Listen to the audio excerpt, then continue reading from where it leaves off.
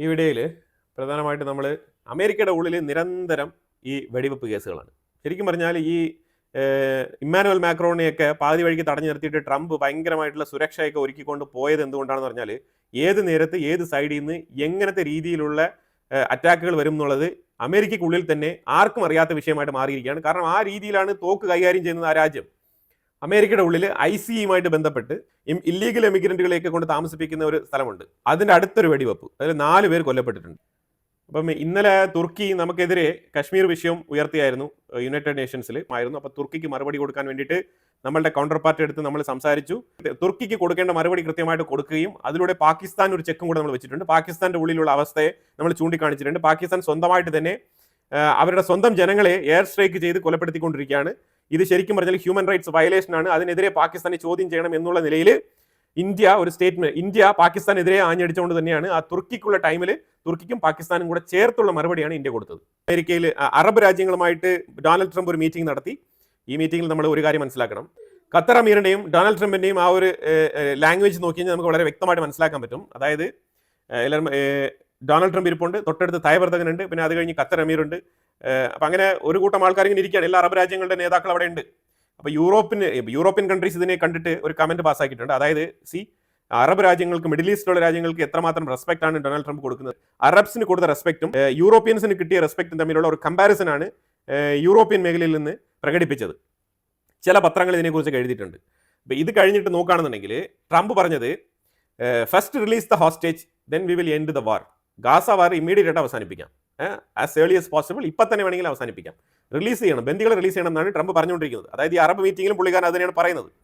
പക്ഷേ വാർ അവസാനിപ്പിക്കണോ വേണ്ടയോ എന്നുള്ളത് ഇവിടെ നെതന്യാഹുവാണ് തീരുമാനിക്കേണ്ടത്. ട്രംപ് അവിടെ നിന്ന് പല കാര്യങ്ങളും സംസാരിക്കുന്നുണ്ട്. അപ്പം അത് അങ്ങനെ തന്നെയല്ലേ എന്ന് ഖത്തർ അമീറിനോട് ചോദിക്കുന്നുണ്ട്. അപ്പോൾ ഖത്തർ അമീർ പറയുന്നത് ഫസ്റ്റ് യുദ്ധം നിർത്തുക, എന്നിട്ട് നമ്മൾ ഹോസ്റ്റേജസിനെ റിലീസ് ചെയ്യാം എന്നാണ്. പുള്ളി ഇങ്ങനെയാണ് പറയുന്നത്. പക്ഷേ ഇത് ഈ ഡയലോഗാണ്. പക്ഷേ ഇത് വളരെ സെൻസിറ്റീവ് ആയിട്ടുള്ള ഡയലോഗാണ്. ഖത്തർ അമീറിന്റെ മനസ്സിൽ നിന്ന് വരുന്നത് യുദ്ധം അവസാനിപ്പിച്ചിട്ട് ബന്ദികളെ മോചിപ്പിക്കാം. പക്ഷേ ഇത് രണ്ടും കൂടി ഒരേ ഈവന്റിൽ സംസാരിക്കുന്നത് കൊണ്ട് ഇവരാരും തന്നെ ഇതിനെ മൈൻഡ് ചെയ്യുന്നില്ല. പക്ഷേ ഖത്തർ അമീർ പറയുന്നത് ഇങ്ങനെയാണ്. അതേസമയം ഡൊണാൾഡ് ട്രംപ് പറയുന്നത് ആദ്യം ബന്ദിമോചനം, പിന്നീട് യുദ്ധം അവസാനിപ്പിക്കൽ. ഇതാണ് പറയുന്നത്.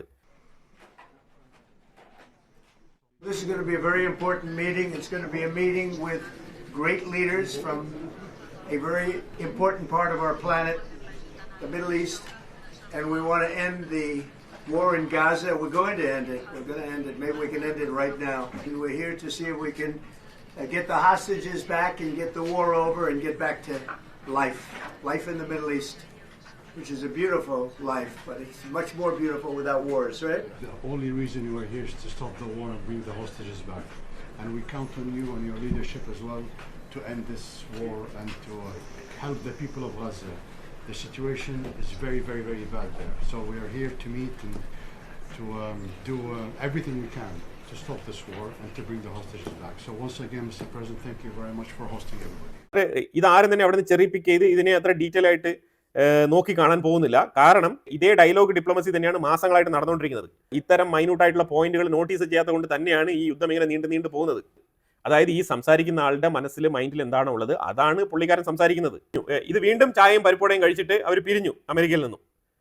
ഇനി യുദ്ധം അവിടെ തുടർന്നുകൊണ്ടിരിക്കുകയാണ്. ഇതുവരെ ഹമാസ് ഈ ബന്ദികളെ മോചിപ്പിക്കുന്നതുമായിട്ട് ബന്ധപ്പെട്ട് യാതൊരു വിധത്തിലുള്ള മുന്നൊരുക്കങ്ങളോ അല്ലെങ്കിൽ ഒരു പ്രയർ നോട്ടീസോ ഒന്നും തന്നെ കൊടുത്തിട്ടില്ല. അതിന് പകരം ഹമാസ് പറഞ്ഞിരിക്കുന്നത് ഞങ്ങൾ ഏറ്റവും കൂടുതൽ സ്പെയിനെ അപ്രീഷിയേറ്റ് ചെയ്യാണ്. കാരണം സ്പെയിനാണ് ഇസ്രായേലുമായിട്ട് ചില കർശനമായ നടപടികൾ എടുത്ത് ഹമാസിനെ സപ്പോർട്ട് ചെയ്തതായിട്ട് ഞങ്ങൾക്ക് തോന്നുന്നുണ്ട് എന്നുള്ള പേരിൽ സ്പെയിൻ ഹമാസ് എന്ന് പറഞ്ഞ ആ ഒരു സംഘടനയെ പരിപോഷിപ്പിക്കുന്നതായിട്ടുള്ള ആ ഒരു അവാർഡ് ഏറ്റുവാങ്ങിയിട്ടുണ്ട് ഹമാസിന്റെ കയ്യിൽ നിന്ന്. അടുത്തത് ഹമാസ് പറഞ്ഞിരിക്കുന്നത് ഞങ്ങൾ ഏത് സാഹചര്യത്തിലും ചർച്ച നടത്താൻ തയ്യാറാണ്. ഞങ്ങളുടെ ചർച്ചയെ എല്ലാ കാലത്തും അവഗണിച്ചത് ബെഞ്ചമിൻ നെതന്യാഹു ആണെന്നാണ് ഹമാസിന്റെ ലീഡേഴ്സ് പറഞ്ഞു വെക്കുന്നത്. എന്നിട്ട് ഇപ്പോൾ അവർ പറഞ്ഞിരിക്കുന്നത് ഞങ്ങൾക്കിപ്പം ചർച്ച നടത്താൻ പോലും ഒരു സ്ഥലത്ത് എത്താൻ പേടിയാണ്. കാരണം ആ രീതിയിലാണ് ഖത്തറിൽ നടത്തിയ ആക്രമണം. സോ ഞങ്ങൾക്ക് ജീവനിൽ കൊതിയുണ്ട്. അപ്പോൾ അതുകൊണ്ട് തന്നെ ഞങ്ങൾക്ക് ഇമ്മീഡിയറ്റ് ആയിട്ട് വന്നിട്ട് ചർച്ച നടത്താൻ പറ്റില്ല. അതായത് ഇതിന്റെ ഓപ്ഷൻസും കാര്യങ്ങളും ഇതിന്റെ സെക്യൂരിറ്റി എല്ലാം ഉറപ്പുവരുത്തിക്കൊണ്ട് മാത്രമേ ഞങ്ങൾക്ക് ഇനി ഒരു ചർച്ചയിലോട്ട് നീങ്ങാൻ പറ്റൂ എന്നാണ് പറഞ്ഞു വെച്ചിരിക്കുന്നത്. അപ്പോൾ അതിന് അമേരിക്കയുടെ സൈഡിൽ നിന്ന് മറുപടി വന്നിരിക്കുന്നത്, അതായത് ഹമാസ് ഇങ്ങനെയൊന്നും പറയേണ്ട ആവശ്യമില്ല, നിങ്ങൾ കയ്യിലുള്ള 48 ബന്ദികളെയും എത്രയും വേഗം മോചിപ്പിക്കുക, അത് കഴിഞ്ഞിട്ടാവാം ചർച്ചയും കാര്യങ്ങളും, അല്ലാതെ ചർച്ച നടത്താമെന്ന് ഇപ്പോൾ പറഞ്ഞിട്ടില്ലല്ലോ. ഇപ്പം നിങ്ങൾ ബന്ദിമോചനത്തിന് വേണ്ടിയിട്ടാണ് പറഞ്ഞിരിക്കുന്നത്. ബന്ദികളെ മോചിപ്പിച്ചാൽ മാത്രമേ നെക്സ്റ്റ് ലെവലിലുള്ള ഡിസ്കഷൻ തന്നെ സ്റ്റാർട്ട് ആവൂ എന്നാണ് പറഞ്ഞിരിക്കുന്നത്. അപ്പോൾ അത് ഹമാസ് തെറ്റായിട്ട് മനസ്സിലാക്കിയതല്ല, അവർക്ക് മനസ്സിലായ കാര്യം. പക്ഷേ അവർ വീണ്ടും ചർച്ച നടത്താൻ വേണ്ടിയിട്ടുള്ള ഉരുണ്ടുകളിയാണ് ഇവർ നടത്തിക്കൊണ്ടിരിക്കുന്നത്. അപ്പോൾ അതെന്തായാലും സക്സസ്ഫുള്ളി അറ്റൈൻ ചെയ്യാൻ പറ്റുന്ന ഒരു വിഷയമല്ല. തീർച്ചയായിട്ടും ഗാസയ്ക്കുള്ളിൽ തകൃതിയായിട്ടുള്ള ആക്രമണം. അതായത് ഇന്നലെ ഒരു ഹോസ്പിറ്റൽ, അൽഷിഫ ഹോസ്പിറ്റൽ, ഗാസയ്ക്കുള്ളിൽ അൽഷിഫ ഹോസ്പിറ്റലിൽ തകൃതിയായിട്ടുള്ള ആക്രമണങ്ങളാണ് ഇസ്രായേൽ നടത്തിയത്. ശരിക്കും ഗ്രൗണ്ട് ഓപ്പറേഷൻ കൂടി ഉണ്ടായിരുന്നു. ഗ്രൗണ്ട് ഓപ്പറേഷൻ നടത്തിയത് എന്തുകൊണ്ടാണെന്ന് പറഞ്ഞാൽ ഹമാസ് പോരാളികൾ അതിന്റെ ഉള്ളിൽ ഉണ്ടായിരുന്നു. ഇസ്രായേലി സോൾജേഴ്സിനെതിരെ അവിടെ നിന്ന് വെടിവെപ്പുണ്ടായി. അന്ന് വെടിയുതിർക്കുന്ന സൗണ്ട് കേട്ട പാട് തന്നെ ആ ഹോസ്പിറ്റലിലേക്കായിരുന്നു പിന്നെ ഫുൾ ഫോക്കസ്. അപ്പൊ അവിടെ ചുറ്റുപാടുമുള്ള കംപ്ലീറ്റ് IDFന്റെ സോൾജേഴ്സും കാര്യങ്ങളെല്ലാം അവിടെ വന്ന് ഈ അൽഷിഫ ഹോസ്പിറ്റലിന്റെ ഉള്ളിൽ തകൃതിയായിട്ടുള്ള ആക്രമണങ്ങളാണ് നടന്നത്. ശരിക്കും 43-ലധികം ആൾക്കാർ കൊല്ലപ്പെട്ടു എന്നുള്ളതാണ് വാർത്ത. അതുപോലെ UN ഈ അൽ സുവൈദ മേഖലയിൽ 1400-ലധികം ക്രിസ്ത്യൻ വിഭാഗത്തിൽപ്പെട്ട ആൾക്കാർ കൊല്ലപ്പെട്ടതിനെ ചൊല്ലിയുള്ള ആ ഒരു റെസൊല്യൂഷൻ അവിടെ കൊണ്ടുവന്നു. അപ്പോൾ അതിന് സിറിയ ഉത്തരവാദിത്തം പറയണം. കാരണം സിറിയ ഈ രീതിയിൽ ഇറസ്പോൺസിബിൾ ആയിട്ട് ബിഹേവ് ചെയ്യാൻ പാടില്ല എന്നുള്ള നിലയിലുള്ള ഉപദേശങ്ങളൊക്കെ സിറിയയ്ക്ക് കൊടുക്കുകയുണ്ടായി. ഉപദേശം മാത്രമേ കൊടുക്കാൻ പറ്റൂ, കാരണം പുള്ളി ന്യൂ കമ്മറാണ്.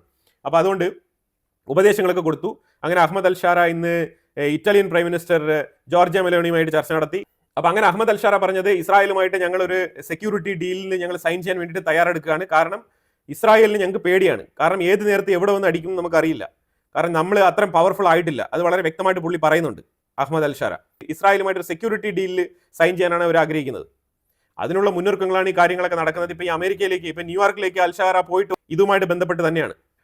ബ്ലൂംബെർഗ് ഒരു വാർത്ത പ്രസിദ്ധീകരിച്ചിട്ടുണ്ട്. ബ്ലൂംബെർഗ് വാർത്ത പ്രസിദ്ധീകരിച്ചത് ഇന്ത്യ 50% റഷ്യൻ ക്രൂഡ് ഓയിൽ ഇറക്കുമതി കുറയ്ക്കാൻ തീരുമാനിച്ചു.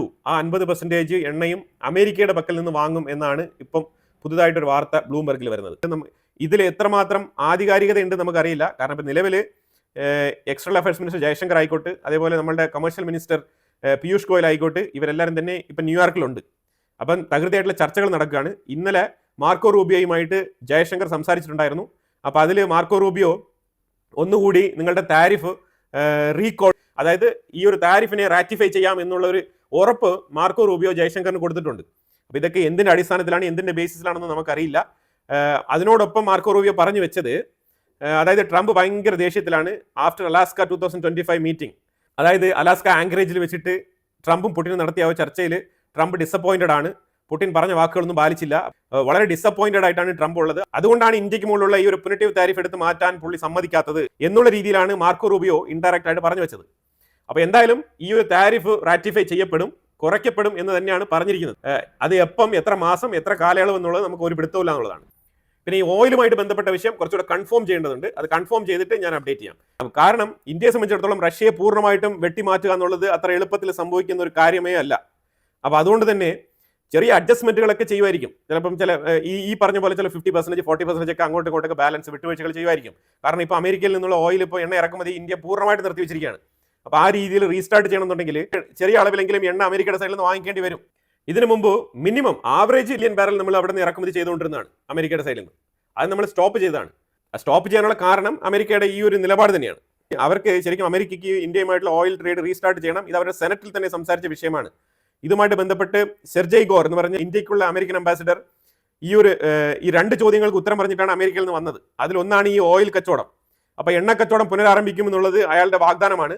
അപ്പോൾ അതിലേക്ക് തന്നെയാണ് ഇന്നലെ സെർജിയോ ഗോറും അതുപോലെ എക്സ്റ്റേണൽ അഫയേഴ്സ് മിനിസ്റ്റർ ജയശങ്കർ തമ്മിൽ കൂടിക്കാഴ്ച ഉണ്ടായിരുന്നു. ആ ഒരു കൂടിക്കാഴ്ചയിൽ പല നിർണായകമായിട്ടുള്ള വിഷയങ്ങളും ചർച്ചയ്ക്ക് എടുത്തിട്ടുണ്ട്. അതുപോലെ തന്നെ external affairs minister Jaishankar global south ലീഡേഴ്സുമായിട്ടൊക്കെ ഒരു മീറ്റിംഗ് ഉണ്ടായിരുന്നു. ഈ ഗ്ലോബൽ സൗത്ത് മീറ്റിംഗ് ഒക്കെ വളരെ ഭംഗിയായിട്ട് തന്നെയാണ് നടന്നത്. അതായത് മനസ്സിലാക്കേണ്ടത്, ഇവിടെയൊക്കെ ഇന്ത്യൻ പ്രൈം മിനിസ്റ്റർ പോയിരുന്നെങ്കിലും പുള്ളിക്കാരൻ അഡ്രസ്സ് ചെയ്യാനിരുന്ന വേദികളിൽ തന്നെയാണ് ഇപ്പം external affairs minister Jaishankar address ചെയ്തുകൊണ്ടിരിക്കുന്നത്. അല്ലാതെ നമ്മൾ ഇന്ത്യ പോയി കഴിഞ്ഞാൽ ഇന്ത്യക്ക് വെൽക്കം ഇല്ല, ഇന്ത്യയുമായിട്ട് ആരും സംസാരിക്കില്ല, ഇന്ത്യയെ ഗ്ലോബലി തന്നെ ഒതുക്കി നിർത്തിയിരിക്കുകയാണ്, ഇങ്ങനെയൊന്നുമില്ല. ഇതൊക്കെ വെറും പൊളിറ്റിക്കൽ അജണ്ട മാത്രമാണ്. അതിലുപരിയായിട്ടൊന്നുമില്ല. യാഥാർത്ഥ്യം വേറെ തന്നെയാണ്. ഇന്ത്യയുടെ ലീഡർ ഏത് പാർട്ടിയാണെന്നൊന്നും പുറം രാജ്യത്തുള്ള ആൾക്കാർ നോക്കാറില്ല. ഇന്ത്യയിൽ നിന്ന് വരുന്ന പ്രൈം മിനിസ്റ്റർ പറഞ്ഞാൽ ഇന്ത്യൻ പ്രൈം മിനിസ്റ്റർ എന്നാണ് കാണുന്നത്. ആ ഒരു ഡെസിഗ്നേറ്ററിൽ തന്നെയാണ് ആൾക്കാർ കാണുന്നത്. അല്ലാതെ ഇന്ത്യൻ പ്രൈം മിനിസ്റ്റർ അത് ഏത് പാർട്ടിയാണെന്ന് നോക്കിയിട്ടല്ല UN സൈഡ് ലൈനിൽ ചർച്ചയ്ക്ക് ആൾക്കാർ വരുന്നത്. അത് ഇന്ത്യക്കുള്ളിലുള്ള പ്രൊപ്പഗൻഡയും അജണ്ടയും മാത്രമാണ്. ഈ പൊളിറ്റിക്സ് എന്ന് പറയുന്നത് ഇന്ത്യക്കുള്ളിലാണ്, ഇന്ത്യക്ക് വെളിയിലല്ല. റഷ്യ ഉക്രൈനുമായിട്ട് ബന്ധപ്പെട്ട വിഷയം നമ്മൾ നോക്കിക്കഴിഞ്ഞാൽ ഉക്രൈൻ തകൃതിയായിട്ടുള്ള ആക്രമണങ്ങൾ റഷ്യക്കുള്ളിൽ നടത്തുകയാണ്. അത് ഇപ്പുറത്ത് താഴെ ക്രൈമിയ സൈഡിൽ നടത്തുന്നുണ്ട്. അതേപോലെ സെന്റ് പീറ്റേഴ്സ്ബർഗ് ആ ഭാഗത്ത്, മോസ്കോ ആ റേഞ്ചിൽ ടാർഗറ്റ് ചെയ്ത് ആ സൈഡിലുമായിട്ട് ഭയങ്കരമായിട്ടുള്ള ആക്രമണങ്ങൾ നടത്തുകയാണ്. ഓരോ 2 മുതൽ 3 മണിക്കൂറിനുള്ളിൽ ഇങ്ങനെ മിസൈലുകളും അതേപോലെ ഡ്രോണുകളൊക്കെ വിട്ട് ഇങ്ങനെ അറ്റാക്ക് നടത്തിക്കൊണ്ടേയിരിക്കുകയാണ്. അതാണ് ഇപ്പോൾ ഉക്രൈൻ ചെയ്തുകൊണ്ടിരിക്കുന്നത്. 2 ദിവസം കഴിയുമ്പോൾ റഷ്യ ശക്തമായി റിറ്റാലിയേറ്റ് ചെയ്യും. അപ്പോൾ പിന്നെ കരച്ചിലായിരിക്കും. അതായിരിക്കും ഇവിടെ സംഭവിക്കാൻ പോകുന്നത്. ജർമ്മനി ആണെങ്കിൽ ട്രംപ് പറഞ്ഞല്ലോ, അതായത് ഗ്രീൻ എനർജിയുടെ പുറകിൽ നിന്ന് ആൾക്കാരല്ലേ നിങ്ങൾ ഫോസിൽ ഫ്യൂവൽ ഇപ്പോൾ ഉപയോഗിക്കുന്നത് എന്ത് എന്ന് ചോദിച്ച ആ ഒരു ചോദ്യമുണ്ടല്ലോ, അത് ശരിക്കും പറഞ്ഞാൽ ട്രംപ് ഫോസിൽ ഫ്യൂവലിനെ പ്രൊമോട്ട് ചെയ്യാൻ വേണ്ടിയിട്ടാണ് യുണൈറ്റഡ് നേഷനിൽ തന്നെ ഇത് പറഞ്ഞു പോയത്. അപ്പോൾ പോളണ്ട് ഇപ്പോൾ ഇതിനെ പിന്താങ്ങിക്കൊണ്ട് വന്നിരിക്കുകയാണ്. ഫോസിൽ ഫ്യൂവൽ നമ്മൾ ഉപയോഗിക്കണം, ട്രംപ് പറഞ്ഞത് വളരെ ശരിയാണെന്ന് പറഞ്ഞുകൊണ്ട് വന്നിരിക്കുകയാണ്. ഇതിനകത്തൊരു കാര്യം മനസ്സിലാക്കേണ്ടതുണ്ട്. ഈ ട്രംപിന് ഫോസിൽ ഫ്യൂവലിനെ പ്രൊമോട്ട് ചെയ്യേണ്ടത് ട്രംപിന്റെ കച്ചവട തന്ത്രമാണ്. കാരണം അമേരിക്കയിൽ നിന്നും ഏറ്റവും കൂടുതൽ ഓയിൽ യൂറോപ്പിന് സപ്ലൈ ചെയ്തുകൊണ്ടേയിരിക്കാം. അതിന് വേണ്ടിയിട്ടാണ് ട്രംപ് ഫോസിൽ ഫ്യൂവലിനെ പ്രൊമോട്ട് ചെയ്യുന്നത്. യൂറോപ്പ് ആണെങ്കിൽ എത്രയും വേഗം ഗ്രീൻ എനർജിയിലേക്ക് മാറുകയും അതിലൂടെ ഈ ഒരു ഫോസിൽ ഫ്യൂവൽ എന്ന് പറഞ്ഞ ഒരു ഭീമമായ എക്സ്പെൻസിൽ നിന്നും അവർക്ക് മോചനം നേടാൻ വേണ്ടിയിട്ടാണ്.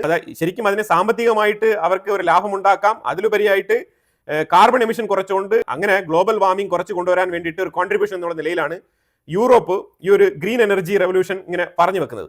ആ ഗ്രീൻ എനർജി റെവല്യൂഷൻ മുന്നോട്ട് കൊണ്ടുപോകാൻ വേണ്ടിയിട്ടാണ് യൂറോപ്പ് ശ്രമിക്കുന്നത്. പക്ഷേ ഇതിനെ അമേരിക്ക ഇപ്പൊ ഈ ഇടപെട്ട കാലത്തൊന്നും ഇതിനെ സമ്മതിക്കുമെന്ന് തോന്നുന്നില്ല. അത് തന്നെയാണ് ഡൊണാൾഡ് ട്രംപ് യുണൈറ്റഡ് നേഷൻസിൽ പറഞ്ഞു വെച്ച ആ ഒരു സെന്റൻസിൽ കൂടെ മനസ്സിലാക്കാൻ പറ്റുന്നത്. അപ്പോൾ എന്തായാലും കുറേ വിഷയങ്ങളാണ് നമ്മൾ ഈ വീഡിയോയിൽ പങ്കുവച്ചത്. ഇതിനെക്കുറിച്ചുള്ള അഭിപ്രായങ്ങൾ കമന്റ് ബോക്സിൽ രേഖപ്പെടുത്തുക. കൂടുതൽ വാർത്തകളുമായിട്ട് അടുത്ത വീഡിയോയിൽ വരാം. Thank you so much.